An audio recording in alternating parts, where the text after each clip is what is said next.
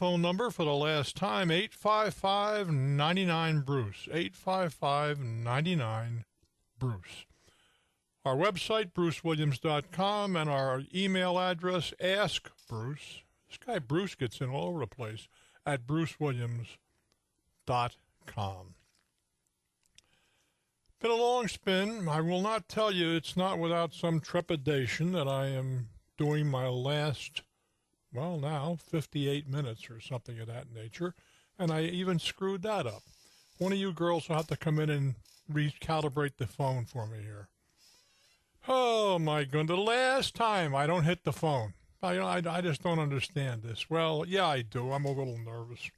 In any case, there are a whole bunch of things that I want to get into, but one of the things that I thought I would like to kind of do was review the whole 38 years, a real short synopsis of what happened and some of the kind of the things that happened along the way that were fun, some that were memorable, some not.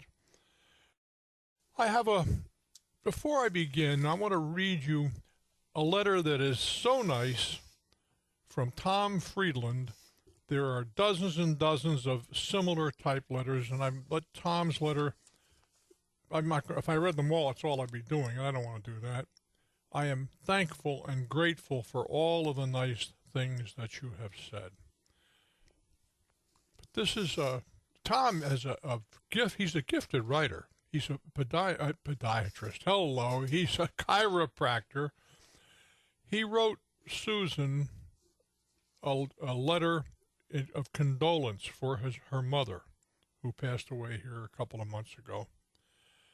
And I've been meaning to write to him. I still have it on my desk to thank him for it. It was so well written. He says, in 2010, just before we embarked on a murder mystery cruise, I shared some of the words with our group of travelers about the impact you have made on so many of us. I think it's fitting to post a portion of those comments. It's been good while it lasted. I'm selfish, and I want you to stay. I also realize I'm old enough to fend for myself, and with luck, I can share some of your common sense with others, helping them avoid the pitfalls of life. Warren Eastley tells the story of a man walking on the beach as the tide is going out. On the sand above the waterline, he finds thousands of starfish that have been left ashore, and they would surely die as the tide recedes. As he continues his journey, he sees a young man in the distance. It appears he's perhaps dancing, in that he's moving up and down, forward and back amongst the starfish. As he gets closer, he's able to see this young man is in fact reaching down, picking up stranded starfish, and one at a time tossing them deep into the ocean. As he gets closer, the man approaches the young man and chides him. "What are you doing? There are literally thousands of starfish on the beach. You can't possibly do enough to save them all. How do you expect to make a difference?" The young man smiled, reached down and picked up another starfish, swung back, and threw it deep into the waves. And he turned to his greeter and said, "I made a difference for that one." In your 30-plus years of broadcasting, you have reached out to 10,000, if not 100,000 starfish with direct answers. You have influenced millions through your actions. The Yiddish word mensch defines one who stands out above others, who lives to a higher standard that includes assisting the weak, the feeble, and those in need of help. When that time comes, when you are called upon, you'll be recognized as a mensch, a man of the people, for the people, and for all mankind. Immortality is the ability to foster ideas onto the next generation, who in turn promotes them to the next and to the next. Your common sense approach in life will bear that immortal pathway. Your ideas and ideals will be carried on by all who understand the simplicity and importance of proper conduct. Bruce, you are the architect. You have set this group in motion. If it succeeds in only impacting 1% of the population, that 1% will understand business, life, and social interaction better than their neighbors, the brother or his friend. That's what your party line has been all about. I hope we're able to carry on more discussions and continue helping others overcome their little adversities. With that, I thank you for the years of service and commitment to each of us. And that's from my good friend from Oregon, Tom Friedland. You said it for a great many people, Tom, and I am appreciative. Uberta, Wisconsin, hello there. Hello, Bruce. How are you this fine day? I am well. What's on your mind? Bruce, I just have to call on your last show and thank you for the countless hours you've kept me company, for all the sage advice, for all the money you've saved me, keeping me abreast of current events, and everything else that Tom just said in his letter. My goodness. You are very, very gracious to take the time to call. I will miss you terribly, Bruce. I loved the podcast, and I'm going to miss it. Well, thank you so very much. To be continued. Oh, and I want to mention something very quickly here. If we don't have your, just look, do me a favor, email me at askbruce@brucewilliams.com. And just leave your mailing list, your email address, so that when we have something to tell you, we'll be able to make certain that you're not forgotten. Just ask Bruce at brucewilliams.com and say, make sure we're on your mailing list, and we will do so. Fair enough? All righty. Now, I just want to do a little reminiscing here now. Look at the clock. We got time to reminisce. Well, we're going to take the time. Starting from when I began this stuff 38 years ago, I started broadcasting in May 1975, May 14th of 75, and we finished today, March the 29th of 2013. That's 38 years, round numbers. 38 years. But how did it all begin? Well, it began with going to church. Me going to, no, not exactly. I didn't go to church. But when I was married, I married a Roman Catholic girl, and I agreed to have the children raised Catholic. I didn't agree I'd go to church with them, very seriously, and I didn't.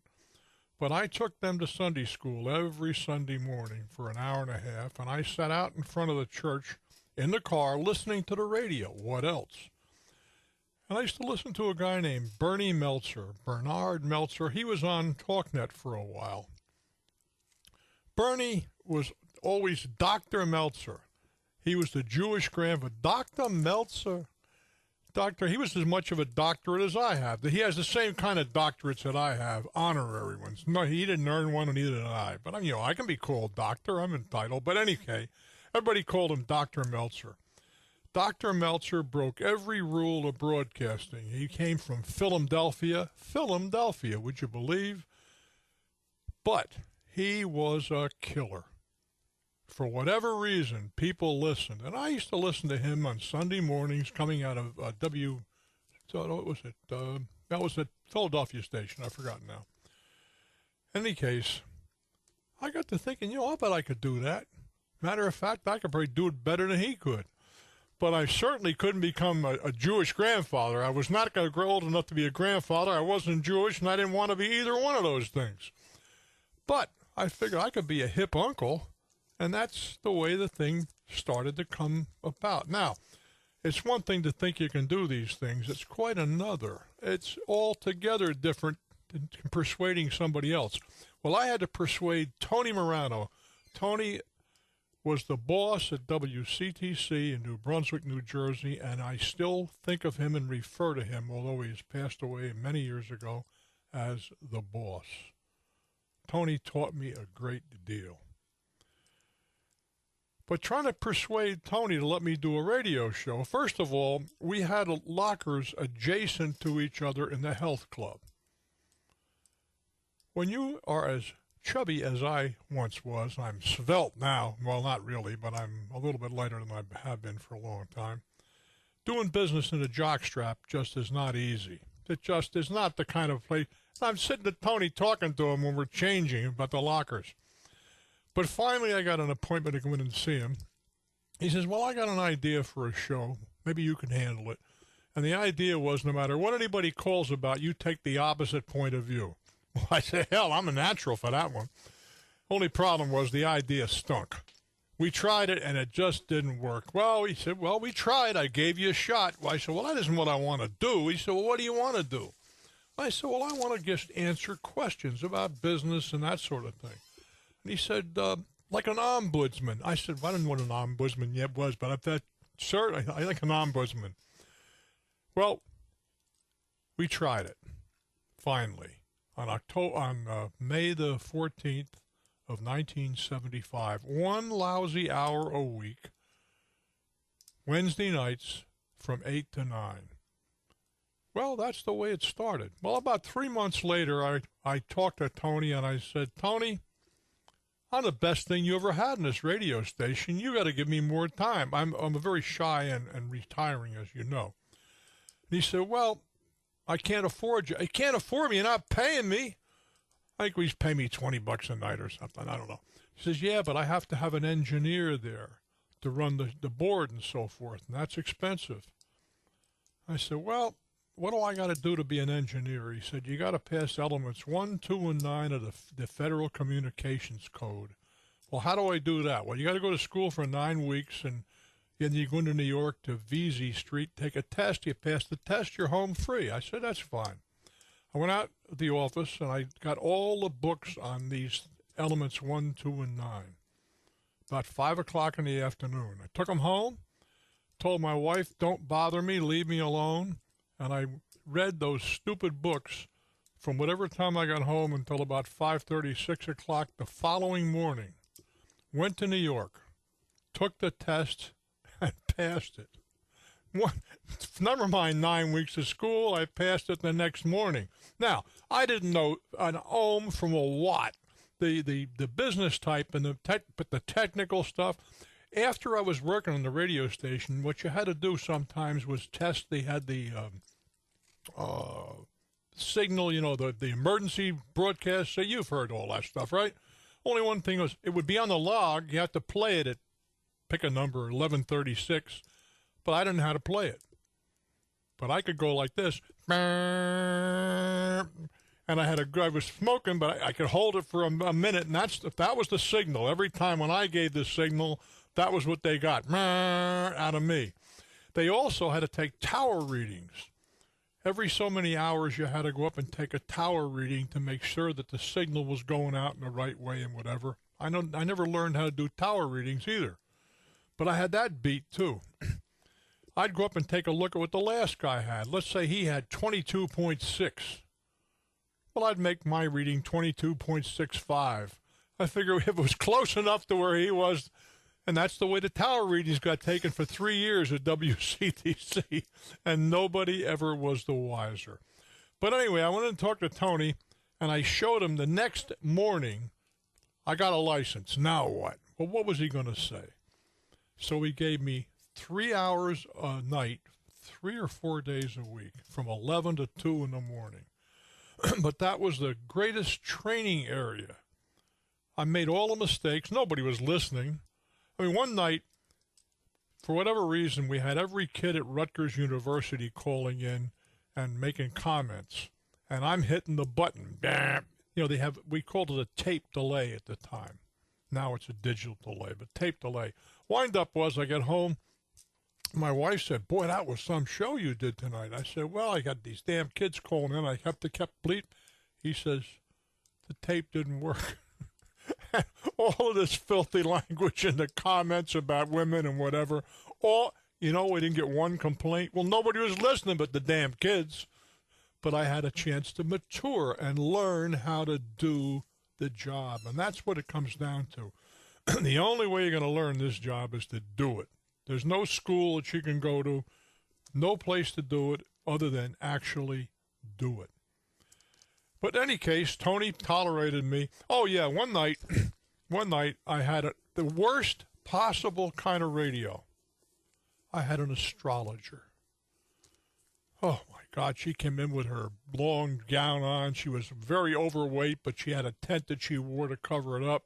And she had this big old, I don't know, the astrology thing in the studio and whatever. The phones were just smoking all night. The next day, the telephone company called and the fire department called, said there were so many calls you couldn't report a fire in Highland Park. I'm thrilled. At 20,000 calls an hour. I mean, well, see, it was about 25 people all dialing the number, trying to get the same 25 people that wanted to have their astrology done on the radio. He wrote them, and I canceled the sportscast at 5 minutes to 2 in the morning. Who the hell gave it? He wrote me out. Tony was prince of a guy, and I really loved him, but he couldn't chew me out. He only wrote me dirty memos. And he writes me this memo, and he said, if this ever happens again and you disappoint my listeners and take off the sports, you'll be talking about your former career at WCTC. I took him the memo some years later and showed it to him. He almost choked. My former career at WCTC. But in any case, that's how the whole thing began.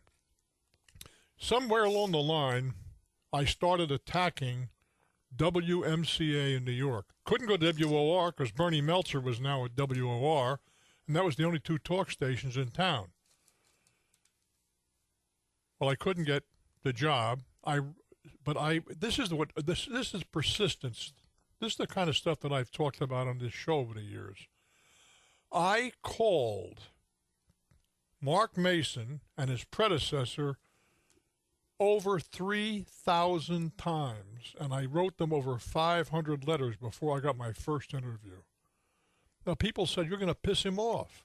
I said, how can I piss him off? How can I get any lower that he won't talk to me? How can I hurt myself? I finally got a call one day, and I figured, he's just coming. I remember the call. Steve Belly, who still works with me, took the call. And he said, Mark Mason wants you to call him. I guess he used to get these piles of little stickers on his this. Bruce Williams call. He says, would you like to work on Sundays? I said, would you like me to sleep with a goat? Of course I would like to work on, so I'll work anytime.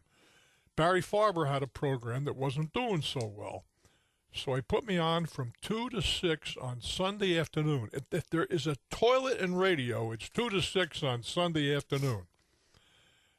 One of the things that they used at that time to keep track of what kind of a show you were doing was called a busy counter. You don't know what that is? Of course not. Why should you know? If the lines were tied up, and there were, 7 or 8 incoming lines, after that, there's a little meter on the counter in the studio. And every time somebody called and got a busy signal, it went click, and they counted the busies. Well, I went in and I did my 4 hours. Very nice lady. She said, let's go in the other studio and see if you got any busies. My God, she said, you got 260 busies. I said, how many? And she says, 260. Would you look at that again? My God, it's 2,260. I had everybody I knew calling that radio station for 4 hours. And getting a busy, they hang up and they call again. A lady who just passed away, Mary Otterbein, was talking about she still had the recording of her calling up for the 4 hours. Mary was in her 40s at that time. She died, she was in her early 50s. She died at 86. But the next morning when Ellen Strauss came in, her mind was blown away. She never heard of anybody getting 2,200 busies. A new star was born. But that's the sort of thing that I did to make my bones. That's what it came down to. Mark Mason put me on a radio, and about 6 weeks later, this poor sucker, he wanted to go to Europe on a week's vacation. They asked me if I'd do his show. Well, of course I'd come in and do his show. When he came back, they fired him and hired me. That's when I decided I'd never let anybody sit in and do my show, ever. Nobody. I have recorded, but there's never anybody going to audition for his job on my program. Oh, my goodness gracious. Anyway, I'm skipping along here because time is getting a little bit short.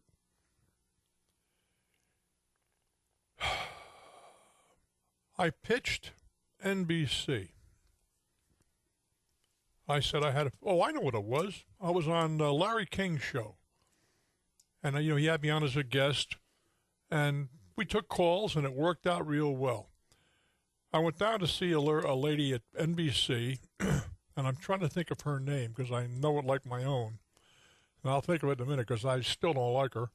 But in any case, she asked me to send her some kind of a presentation. Now, this is before desktop publishing and all that sort of thing.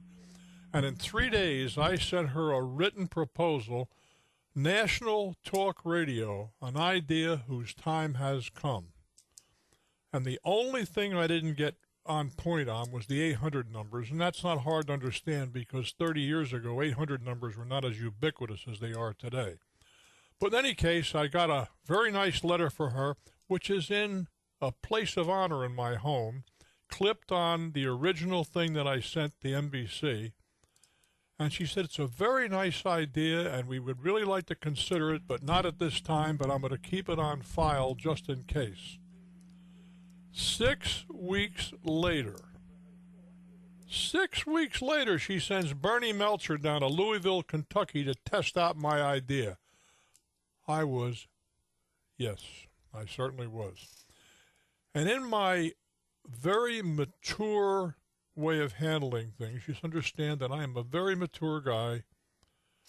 They were just spraying the water on the ice skating rink at Rockefeller Center, and I'm sitting out there, and I couldn't get in the building. I wasn't smart enough to get past security that day, and I used to sneak past them. But in any event, couldn't get in.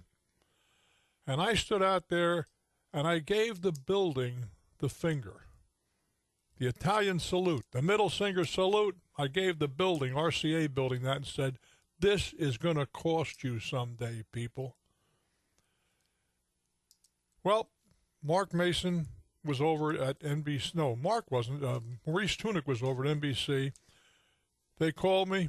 Well, I'd like to come in for an interview, and the wind-up was they offered me a job. But they wanted me to come in the next day and sign a contract. But I said, I can't come. Why not? Because I have a dinner date with one of my former college professors. They said, well, we're not going to hire this other guy if we hire you. The guy was running things over there at the time, went to Maurice and to Mark Mason and a couple of others and said, is he honorable? If he says he'll come, will he come? I fire the other guy, I'm really screwed. He's honorable. Well, I went in a week later to sign the contract, and you know what time I got there? Exactly the time I was due. Right on a button. I wasn't 2 minutes early. I figured I'll let him sweat as long as I possibly can. Signed a contract for 12 weeks. 12 weeks. And I even stole telephone numbers, people calling the show at WMCA, so I had some calls, people we called back and whatever. Well, after 10 weeks, the president of NBC didn't want to do this anyway, but he was cajoled into it. He's going to cancel the show. Sally Raphael and I. Then, fortunately, the numbers came in, the ratings came in. There was no way in heaven he was never going to cancel that show. And from that time on, we just got better and better and longer and longer. Longer and longer and longer. Oh, dear, dear, dear. Well, I did a lot of shows. We got better. I was on several hundred radio stations around the country.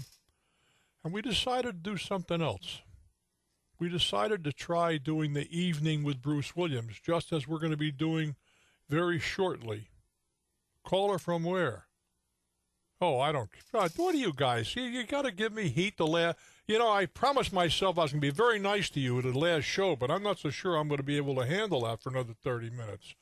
But in any event, we decided to do something called An Evening with Bruce Williams, and it was in New Orleans, Louisiana, and it was in 1984, and they had the New Orleans, the World's Fair.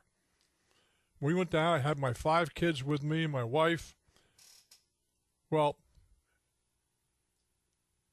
an awful lot of those people must have wanted to see me so badly they bought 20 tickets apiece. because there was only about 40 or 50 or 100 people in the room. I mean, talk about a failure. One of my kids, Matthew, came over and he said, you know, Pop, I was really proud of you tonight because you talked just like that room was full. I said, well, somebody told me a long time ago you can only impress those who come, not the millions that stay away. And it was okay, but it was very difficult. Figure, well, that's another bad idea. I mean, I've had so many bad ideas. What the hell? One more? Doesn't make any difference. Well, the next week I had already booked one in Norfolk, Virginia. And I went down. Nobody going with me, no staff, no nothing. The first show was sold out, and there were hundreds of people waiting for the second show. We did 2 shows that night. I actually went out and helped collect money at the door, I swear to God. And that was a giant success in Norfolk, where it was a total failure in New Orleans, but I would have not done any more had it not been for that. Well, I don't know if that's true or not, but we got lucky and we did well. And from that point forward, we went out and we did a lot of these shows. We did as many as 5 in a week, which was a killer experience, but it also paid very well, and I'm a pig. I walk on the stage, I'm a prostitute. You pay me, I'm right here working. Nothing to worry about. What the hell? Oh, my goodness. New Orleans was a failure, but I didn't quit, and that made the difference. Norfolk worked out well. I was up in Cleveland, and it's not true that that's the Mistake by the Lake. It really isn't. It's a nice place. But this guy asked me to come up to Cleveland, and he was the president of United Features, among other things. He was president of one of the big media companies. And he asked me if I would be on this morning radio program. I said, sure, why not? Well, I show up about 6:30, 7 o'clock, and I said, okay, well, where do I get made up? The guy said, you get made up, you go in the makeup room and make yourself. I said, what, are you kidding me? I mean, I'm used to New York City. You walk in the studio, they take 45 minutes, they airbrush it. I said, well, where do I get the makeup? Well, see if you can borrow some from some woman out there. I don't know. So I borrowed a bottle of base. You know what base is, right? You smear it all over your face. Well, I'm about half smeared, and the bottle gets away from me. I got this God blessed base on my suit, on my tie, on my shirt, I'm covered. If Cook and Dunn could make their paint go half that far, you paint the whole house with a quart. I mean, this stuff was, I took my jacket off, and I kind of brushed the tie off and got through the interview on television. But I said, hey, fellas, I have a very important appointment. I don't have any clothes. I just came up here for the day. Guy said, don't worry about a thing. We got a cleaner who's a sponsor. We already called them. You're going to go over there, and they're going to clean you all up. Terrific. I get in the back of the car, and I get a phone call. Listen, why don't you get your clothes off, because you're going to cut things very tight. So as soon as you get to the cleaners, you hand them your stuff through the window of the car, and they'll get you in an hour's time. You'll have your clean shirt, clean tie, whole right. All right, that's terrific. Take my pants off, take my shirt off. I'm sitting there, and yes, indeed, not very damn much. Get to the cleaners, and a guy comes out to the car, and he throws the door open. He's been calling everybody in Cleveland. Guess who's coming to my store? And there I'm sitting there in my damn underwear with about 200 women out there wanting their autograph signed. But that's the kind, it was fun. Well, not really fun at the time. They went in and got something out of the cleaners to sort of cover me up half, and I'm sitting there with my bare, hairy legs sticking out, signing autographs, waiting for my clothes. But you see, that's the kind of stuff that makes this whole activity very worthwhile. And somewhere, oh yes, I went for the interview. The guy wants me to do a television show. I couldn't believe what he had in mind. You know, it was like take 3 broomsticks out of the closet, chase them around the stage. I said, you're not for real, are you? Oh, yeah. He said, I'm prepared to put a lot of money in this. I said, not with me, you're not. But he said, how would you like to write a newspaper column? Well, I've been writing a column for close to 30 years. Whenever that was, it was close to 30 years ago. I have not seen anybody connected with that column for over 20 years. I send the stuff in, they send money. It works out very nicely. Not enough money, you understand, but nonetheless, it works out. About that time, I became #1 in the country, most listened to broadcaster in America. That didn't last long. It was only 3, 4, 5 years, something of that order. But how many people do you know ever got to be the best in the world at what they've done? And I was #1, world champion. And I'm very proud of that. I really am. I mean, I'm in the Hall of Fame and all the rest of that stuff, and I'm very pleased about that as well. But the fact is that I really didn't think that much about it at the time. I just sort of thought, well, I'm doing what I'm doing, and I guess I'm pretty good at it. When I get back after a phone call or two, I'll tell you about when they brought Rush Limbaugh to me.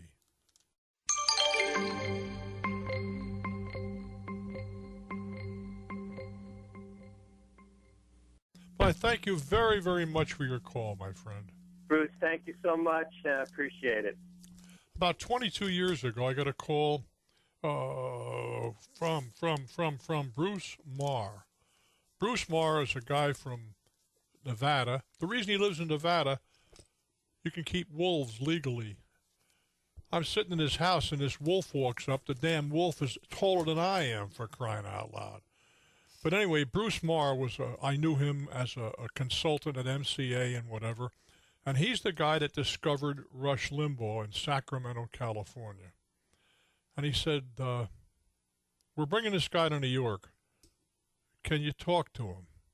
I said, what am I going to talk to him about? Well, he says, you're #1 in the country, and he needs somebody to try to talk some sense into him. So they brought him up to my crash pad. I had a crash pad in New York on the 12th floor on 51st Street, if I remember correctly. And we're sitting there talking, and he's sulking. And Eddie Robinson was the former president of ABC, was there, and Bruce and Rush, a girl I was seeing at the time, and we're talking. And I said, well, you really want to hear it? Oh, he's bitching. He was only getting $125,000, and he had to do a local New York show and then a national program. I said, you're bitching that they're paying you at all. You're overpaid. I said, look, let's face it. You're just a fat slob from California. You're very overweight, and I don't know what you can do on the radio. Now, one of these days, you're allowed to be the best thing in radio, but you ain't just now. I had some other comments which are definitely not appropriate for this program. But I tell you, I said, I think this is what you ought to do. And none of the things he paid the slightest bit of attention to me. And that was very much to his credit. Not paying attention, doing things his way. But I said, $125,000? Oh, he said, they're making me pay my own union dues. Well, isn't that a shame? Well, 3 or 4 years later, they caught me in New Orleans at one of the conventions and said, hate to tell you, Bruce, you're #2 now. Rush is #1. And I didn't have any problem with that. Nobody stays on top forever. And as Mr. Leno was finding out, and what's his name? Letterman is 68, 66 or 68, and they're getting shoved out. And I said to myself when I'm reading this, well, what makes me think I could stick around forever? And the answer is nobody is forever. Well, maybe Johnny Carson, I don't know, but there's nobody is forever. And Rush did his own thing, and he has done extraordinarily well. But at the time, his thighs were thicker than my waistline, and I was overweight. And he sat there groaning and moaning about this $125,000 he was. I don't know what he's getting paid in California, but I'll bet no more than $50,000. I met Rush the first time I met him. I was doing a stage show, just like I'm doing over there in Biloxi. And Rush introduced me to the stage show. It's the first time I ever laid eyes on a guy. He was at Sacramento, California. I was doing something at the station there. That was kind of fun, too.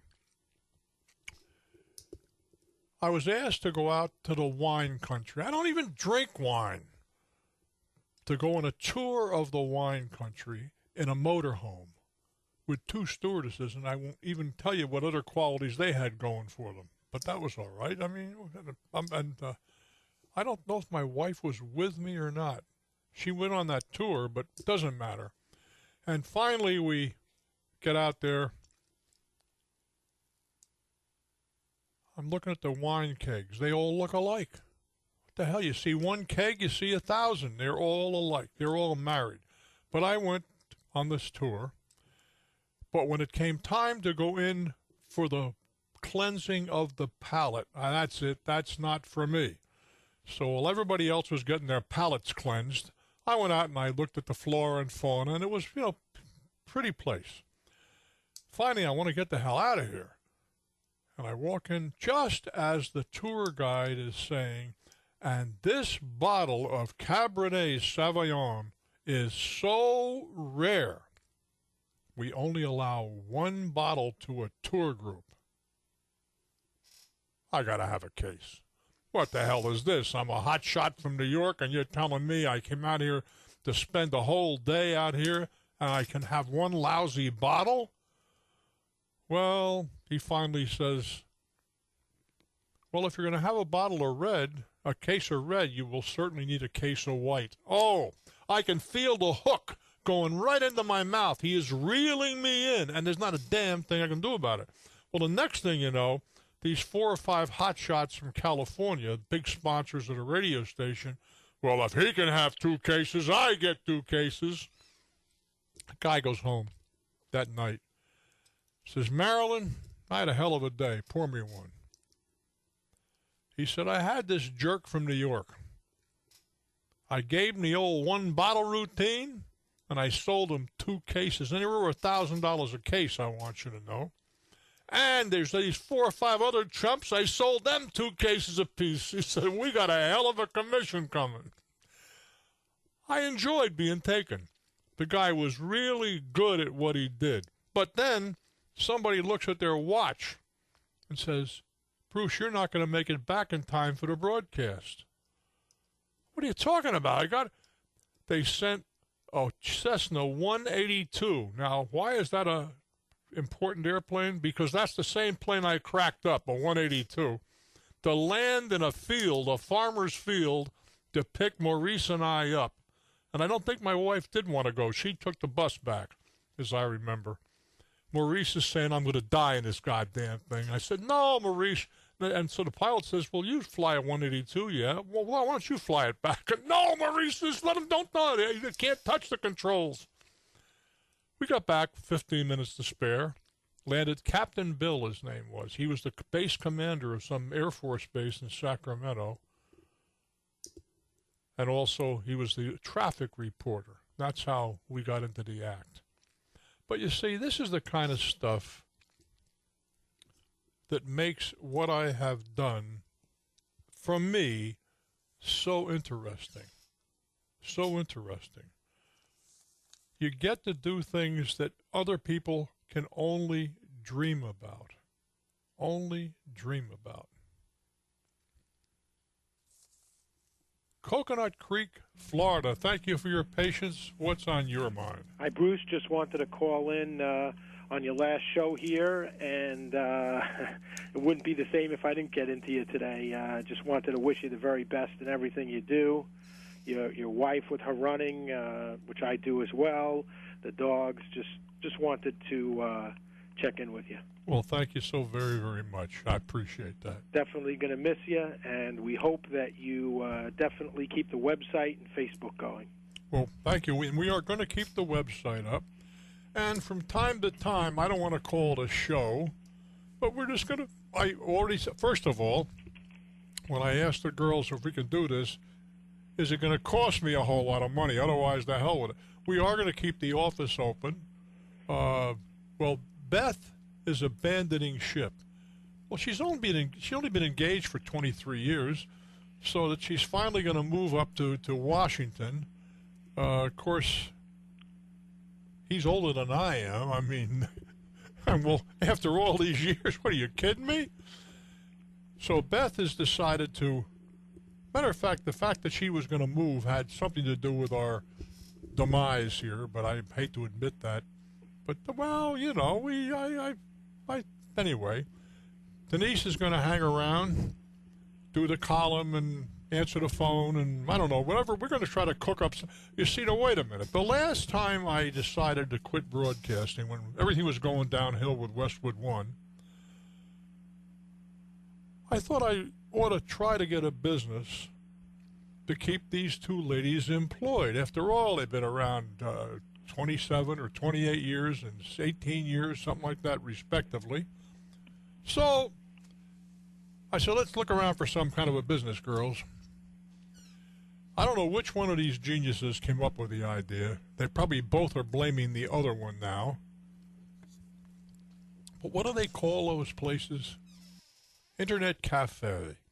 Internet cafes are kind of like slot machines. I would never admitted that before, but they look like they have slot games on them. And you come in and you have your card charged up with money, and if you win, the big games are recorded on the screen, and then you take it over and you get paid. Well, we like everything else, but not anymore. Not anymore. I got to do things for crying out loud that instead of doing it as just let's get it going, no, I got to go first cabin. I got to have super air conditioning and new rugs and the whole, about $80,000 worth. And then of course the machines had to get purchased. That was another 70 or 80,000. They finally are getting closed down in Florida. I don't know if they're going to. The lower house voted to it, but the upper house has not, and I'm not sure they're going to. But in any event, I kept reading, particularly from the sheriff in my county and so forth, how these places, he doesn't want them in his county. In fact, he closed us down. They're raking the money in. Oh, he said, they just raking in so much money, I don't know what they're going to do with it all. Well, I finally called him and said, could you tell me what convenience store or where do I go to Home Depot to get this rake? Because I can't rake it in. I can't make a damn dime. I'm losing my shirt over here. Well, he didn't believe that. We opened up a second store in Pasco County, and that lasted about 2 or 3 weeks, and they came in and raided us and took all of our equipment away and all this sort of thing.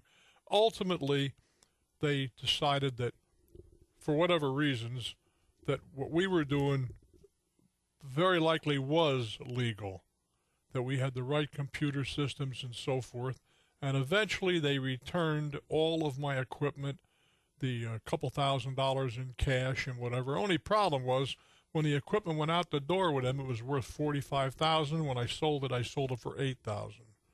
Well, you know, year-old computers are not exactly a hot item on the market. But then we sold the other place. We sold the other place.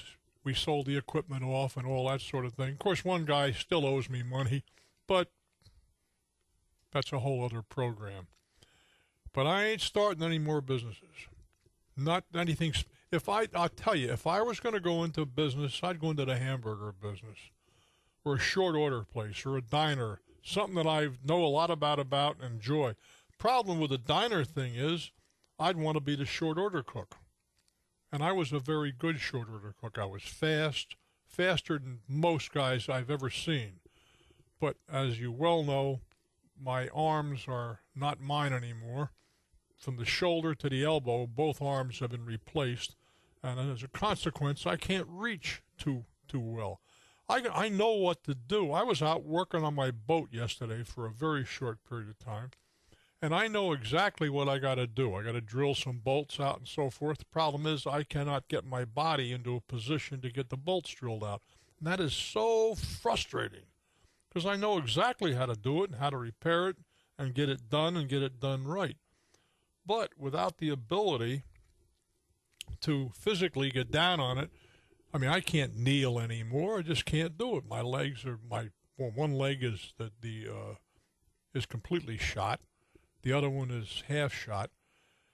I like to think that my mind is still reasonably attuned. Now, I have a tough time with names and whatever, but that's what I have these two people for, so they can cue me. Of course, one of them is getting a little along in time, and she's having the same problem as I've been having now. Well, look, 72 is not a real old person, Beth. I mean, it's okay.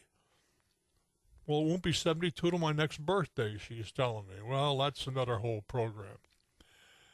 Oh, golly, golly, golly, golly. I wonder if I should do, just so we have some continuity here, at least one or two letters. Because I've been doing them every time we've done a show recently. This one's too long. This is too long. All righty, here we go. Dear Bruce, I have an alternate idea for a product using it in a totally different way than it was invented. It has a great practical use, but it's already patented. Is that going to be an issue? It's being used specifically as one item with a very small niche, but I have found a great way to use it in the retail world separately from how it's used now. The only other problem that I see is distributing it at retails. I have a feeling that a lot of money is going to be involved. Well, for one thing, the chances are that you're not going to be able to do anything. Now, for example, if you said, I'm using toilet paper to make a filter for an oil filter, you can do that as long as it's being sold strictly as an oil filter. But you can't use it if it's patented, and you change it a little bit. I don't think anybody has been around that hasn't at one time or another said, gee, I have an idea for a product and it's used in doing one thing, but I got something else. You see where I'm going with that? The chances of that working out are somewhat remote. Somewhat remote. The Island View Casino. Last time I get to mention this, April 19th, April 20th. Friday and Saturday nights, I'm going to be at the Gulfport, Mississippi Island View Casino. The price? $20. How can you go wrong? $20. 19th and 20th. What did I say? Oh, well, get there the 18th and I won't be there, but that's all right. You can stick around for an extra night and they'll trim you in the casino. That was part of the deal, and you just blew it, you see. In any case, what's it all about? It's just called An Evening with Bruce Williams. I wander around the stage, talk, turn the lights up, take audience questions and whatever, and in general have a very, very cool time. No big deal, but I think you'll enjoy it. I certainly hope so. April 19th and 20th, Ticketmaster, get the tickets there, or you can call the Island View Casino at 877-774 and the word VIEW. 877-774-VIEW. Order your tickets. First come, first served. And I understand that a appreciable number of you people are actually springing, and I'm very pleased about that. And finally, my last pork roll commercial. That's impossible. We sold a lot of pork roll. Got a nice note from somebody. I don't want to read it, but how they just enjoyed their first shipment of pork roll. Go to brucewilliams.com. Click on Jersey Boy Pork Roll, and then it'll tell you all the specials. There's $7 off on both case sliced and what's the other guys? Taylor ham, yeah. $7 off on 4.5 pounds, which is a good deal. And I promise you this, you're going to love it. It really is good stuff. Well, that is my last commercial of my career. All of the last things are going on around here. One more letter, and then I've got some couple things to say. My husband and I just inherited 20 grand. We'd like to place it in some type of high-yield account to save upwards toward a possible wedding for our daughter in several years. And what's happened to the stock market last year, we do not risk losing any of it. What do I recommend? I recommend you forget about, don't tell her to elope. Give her the 20 grand and let it go at that. You say on the one hand, you want to make a high amount of money, and you don't want to risk losing any of it. I don't know what, maybe a good game of blackjack or something. No, seriously, those are incompatible terms. If you want a high risk, fine, and you may very well find that in the marketplace. On the other side of that, low risk, no risk, very little return. Well, campers, that does it. It really does. I am not going to tell you I am not sorry, because I am. I made the decision, and I think it was a good one. We weren't doing it, and there was no reason to subsidize the program to keep it going. If it can't carry itself, then it should die a merciful death, and that's what's happening. It is dying a merciful death. But it's been fun. 38 years of talk radio. And that is still a record, by the way, that has not been equaled. I am sure Rush will beat it one of these days, another 5 or 6 years. But in the meantime, I thank you so much for all of the nice things you said about me and the program, all of the splendid thoughts that you've shared with me, and you have taught me a great deal. Now, you say that I've taught you, and I hope that's true to some degree, but you guys have taught me an awful lot. I wish there were some way I could keep more direct in touch, but you just send me your email address, and we have anything to tell you, we will send you an email. We won't try to hustle you for anything. Well, maybe a little bit, what the hell, if I could find something worth hustling. In the meantime, my friends, I'm Bruce Williams. Until next time, if there is a next time, please keep in touch.